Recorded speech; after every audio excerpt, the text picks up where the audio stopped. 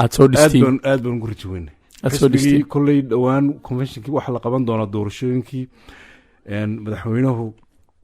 madaxweynihii horena uu soo noqon doonaa markaa waxa la dhisayaa in guddoomiyihii iyo guddoomiye ku-xigeenkii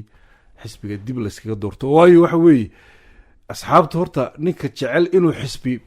baaba'o waa nin jecel in somaliland baaba'do anu taasa aaminsana inuu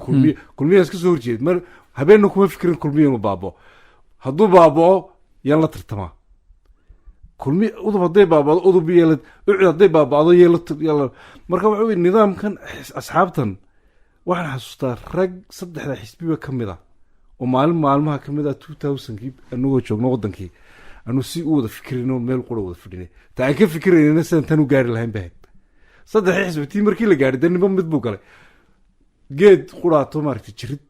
quraata laanahay marka waa su'aal fiican dadkuna dad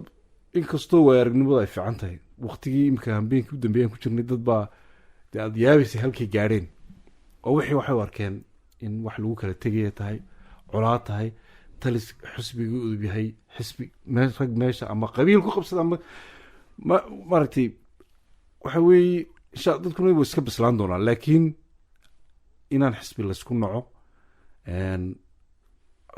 walaalahay kulmiye meel waxaan Edmonton kuwa ucid iyo udub iyo maxay ahaydeen kulmiye waxaan ka wada mid ahayn member man ka wada haddana Somaliland community marka udub way jirtaa wayna soo noqon kartaa marka maaragtay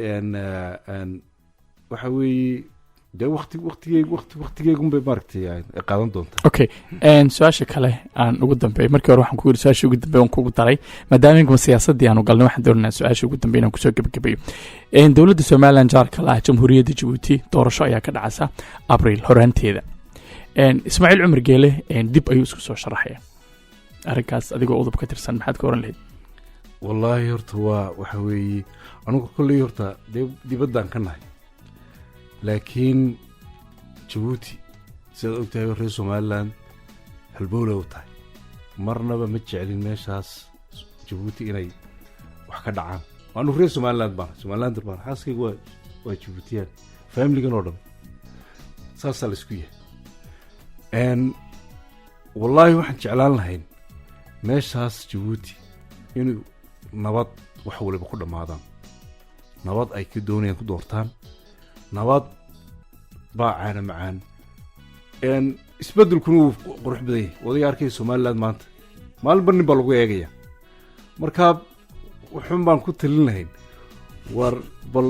yaanan xoogna isku isticmaalina laakiin tartan xalaala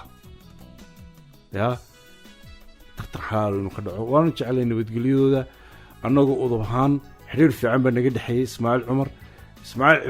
xiriirka naga dhexeeyey xiriir reer Djibouti naga dhexeeyey maaha xiriir shakhsiya maaha marka reer Somaliland iyo reer Djibouti waa dad wada dhashay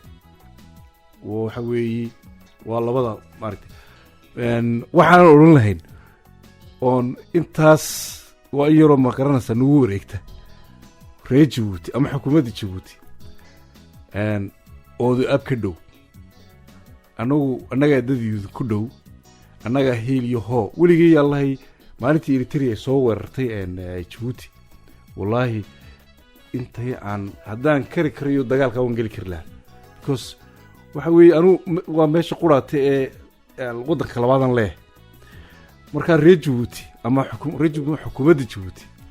waxaan ka codsanaynaa Somaliland wax badan baanu idinka waadna hagrateen maan leenahay insha Allah ilaahayna qulubtiina ha isku sikhro waana hagrateen markaad leedahay maxaa ula jeedaan yacni waxaan u jeednaa waxyaabo badan aqoonsiga oo kale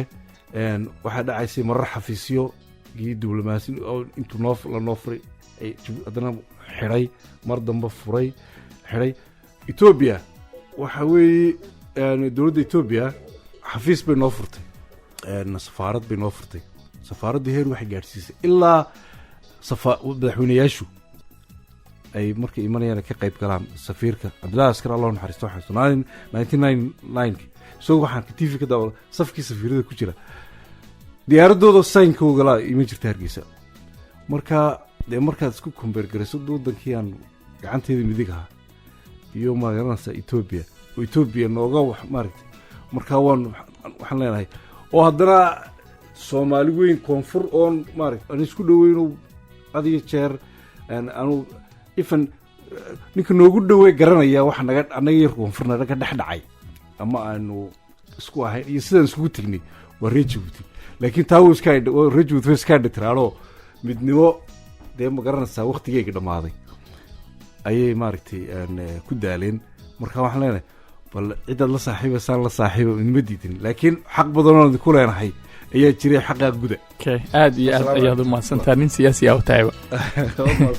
aad iyo aad baad u mahadsantahay kaasi wuxuu ahaa Axmed Garaad aad iyo aad baad u mahadsantiin dhammaantiinba sida wanaagsan ee sharafta leh qiimaha leh aad ii soo wada dhaweyseen welcome anytime waaga dhageysta barnaamijkeeni caawa halkaas ayaanu ku soo gabagabeynaa waa Axmed Naasir oo idin la sidaayso maqal dambe oo xiiso leh